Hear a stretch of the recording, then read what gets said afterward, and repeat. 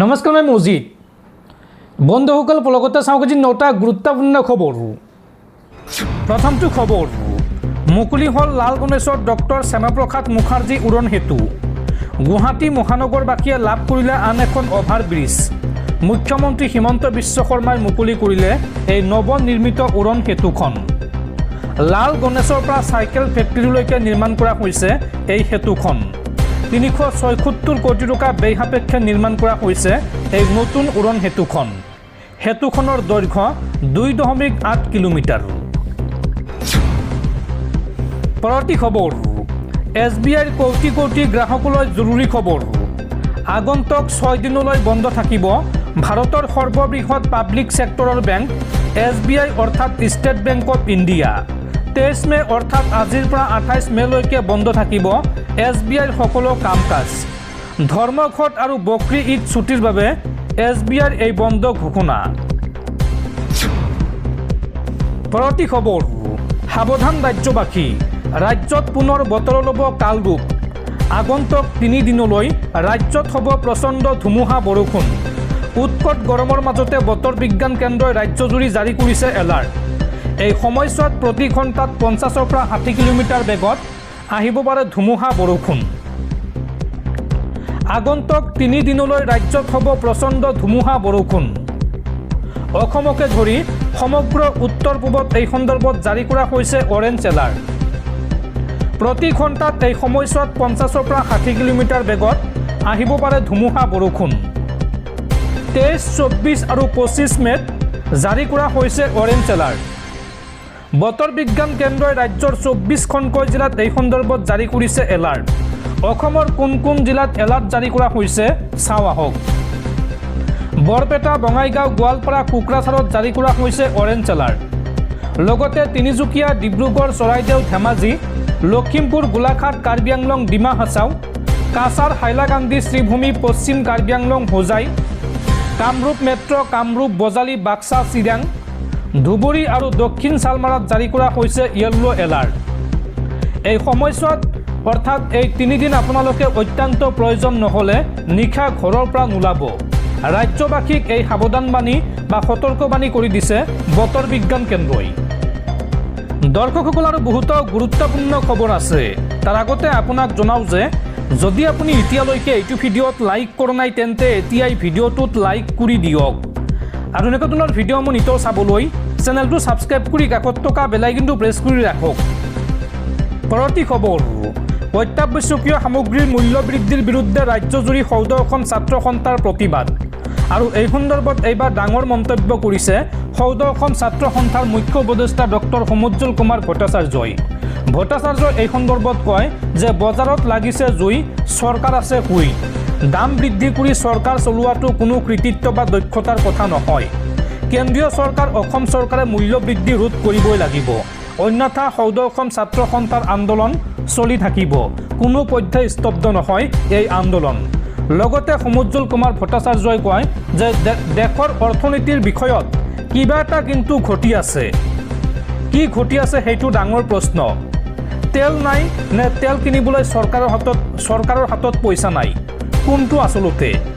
এই প্ৰশ্ন কৰে 14খন ছাত্ৰ সন্থাৰ মুখ্য উপদেষ্টা ডক্টৰ সমুজ্জ্বল কুমাৰ ভট্টাচাৰ্যই। পৰৱৰ্তী খবৰ আদালতত পুনৰ জুবিন গাৰ্গৰ চৰিত্ৰ খনন শ্যামকানু মহন্তৰ অধিবক্তাৰ। শ্যামকানু মহন্তৰ হৈ এইবাৰ আদালতত যুক্তি দৰ্শালে জ্যেষ্ঠ অধিবক্তা প্ৰাণ বৰাই। সুৰা অবিহনে জুবিন গাৰ্গৰ জীৱন নচলে বুলি যুক্তি প্ৰদৰ্শন আদালতত। জুবিন গাৰ্গৰ মৃত্যুক দুৰ্ঘটনা বুলিয়াই দোহাৰিলে শ্যামকানু মহন্তৰ অধিবক্তাই। ছিংগাপুৰত শ্যামকানুৱে জুবিন গাৰ্গক সুৰা যোগানৰ কথা অস্বীকাৰ আৰু তন্ময় ফুকনলৈ দায় ঠেলিলে ইয়ত পাৰ্টিৰ বাবে। শ্যামকানু মহন্তক মিছাতে কাৰাৰুদ্ধ কৰি ৰখা বুলি যুক্তি দৰ্শায় অধিবক্তাই। পৰৱৰ্তী খবৰ এদিনলৈ বৃদ্ধি কৰা হ'ল অসম বিধানসভাৰ কাৰ্যসূচী। 27 মেলৈকে হ'ব অসম বিধানসভাৰ বিশেষ অধিৱেশন। আৰু পূৰ্বৰ 4 দিনৰ পৰিৱৰ্তে 5 দিনলৈ বৃদ্ধি কৰা হ'ল অসম বিধানসভাৰ কাৰ্যসূচী। পৰৱৰ্তী খবৰ ৰাজ্যত পুনৰ ভয়ংকৰ ঘটনা। ৰহস্যজনকভাৱে এটা পুখুৰীত উদ্ধাৰ হৈছে 2 ছাত্ৰীৰ মৃতদেহ। কোকৰাঝাৰত 2 ছাত্ৰীৰ ৰহস্যজনক মৃত্যুক লৈ চাঞ্চল্য। ছাত্ৰী দুগৰাকীক পৰিকল্পিতভাৱে হত্যাৰ অভিযোগ। ছাত্ৰী দুগৰাকীক ধৰ্ষণ কৰি হত্যাৰ অভিযোগ একাংশৰ। আৰু এই ঘটনাত 2 অভিযুক্তক গ্ৰেপ্তাৰ আৰক্ষীৰ। ধৃত দুজন হৈছে ক্ৰমে গোলাম মুস্তফা আৰু ইজাহান আলী। এটা পুখুৰীত উদ্ধাৰ হৈছে ছাত্ৰী দুগৰাকীৰ মৃতদেহ। পৰৱৰ্তী খবৰ, ইৰাণৰ সৈতে যুদ্ধ কৰিবলৈ গৈ ঢুকে ঢুকে পানী খাইছে আমেৰিকাই। আমেৰিকাক আচৰিত কৰি ইৰাণৰ ভয়ংকৰ পুনৰুত্থান। শক্তিশালী হৈ উঠিছে ইৰাণ। নিদ্ৰা কৰিছে আমেৰিকাৰ। প্ৰত্যাক্ৰমণৰ বাবে ইৰাণৰ ডাঙৰ প্ৰস্তুতি, চিন্তাত আমেৰিকা। আমেৰিকাক আচৰিত কৰি ইৰাণৰ ভয়ংকৰ পুনৰুত্থান। নিদ্ৰা কৰিছে আমেৰিকাৰ। প্ৰত্যাক্ৰমণৰ বাবে ইৰাণৰ 7টা ডাঙৰ প্ৰস্তুতি। কি কি এই প্ৰস্তুতি চাওঁ আহক। আমেৰিকাক আক্ৰমণ কৰিবলৈ 7টাকৈ ডাঙৰ প্ৰস্তুতি লৈছে ইৰাণে। ইয়াৰে 1 নম্বৰটো হৈছে ড্ৰোন উৎপাদন পুনৰ আৰম্ভ। আমেৰিকা ইজৰাইলৰ আক্ৰমণক নেওচি মাত্ৰ 1.5 মাহতে ইৰাণে সক্ৰিয় কৰিলে ড্ৰোনৰ প্ৰডাকশ্যন। 2 নম্বৰ, যুদ্ধকালীন ক্ষিপ্ৰতাৰে মিছাইল লাঞ্চাৰ মেৰামতি। ধ্বংসপ্ৰাপ্ত মিছাইল লঞ্চ পেড আৰু মোবাইল লাঞ্চাৰ মেৰামতি সাজু কৰি তুলিছে IRGC-য়ে।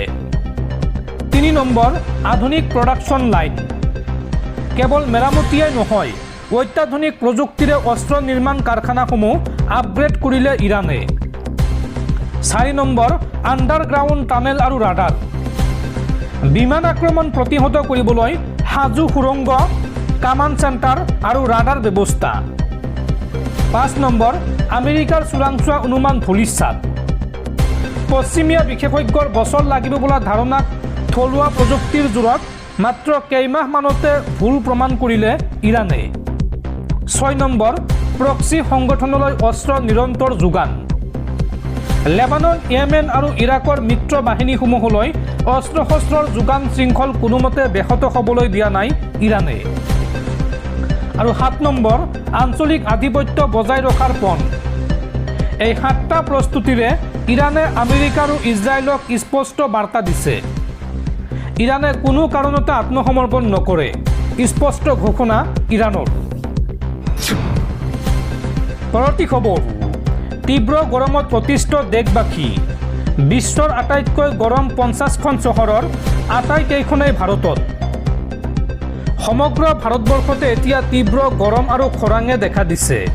শেহতীয়া এক খবৰ অনুসৰি শুকুৰবাৰে পুৱা বিশ্বৰ আটাইতকৈ গৰম 50খন চহৰৰ আটাইকেইখনেই ভাৰতত আছিল।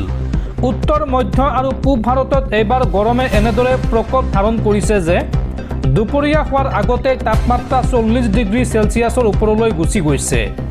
বতৰ নিৰীক্ষণকাৰী সংস্থা AQI.in তথ্য অনুসৰি শুকুৰবাৰে পুৱা 10:50 বিশ্বৰ আটাইতকৈ গৰম চহৰৰ তালিকাখনত কেৱল ভাৰতৰ চহৰসমূহ আছিল। ইয়াৰ ভিতৰত উৰিষ্যাৰ বালাংগীৰ নামৰ চহৰখন আটাইতকৈ গৰম হিচাপে পৰিগণিত হৈছে, য'ত তাপমাত্ৰা আছিল 45 ডিগ্ৰী চেলছিয়াছ। এই তালিকাখনত বলাংগীৰৰ পাছতে আছিল মহাৰাষ্ট্ৰৰ চন্দ্ৰপুৰ আৰু উত্তৰ প্ৰদেশৰ প্ৰয়াগৰাজ। এই দুয়োখন চহৰতে তাপমাত্ৰা আছিল 44 ডিগ্ৰী চেলছিয়াছ। ইয়াৰ উপৰিও ছত্তীশগড়, বিহাৰ, তেলেংগানা, হাৰিয়ানা আৰু মধ্যপ্ৰদেশৰ কেইবাখনো চহৰত প্ৰচণ্ড গৰম পৰিছে।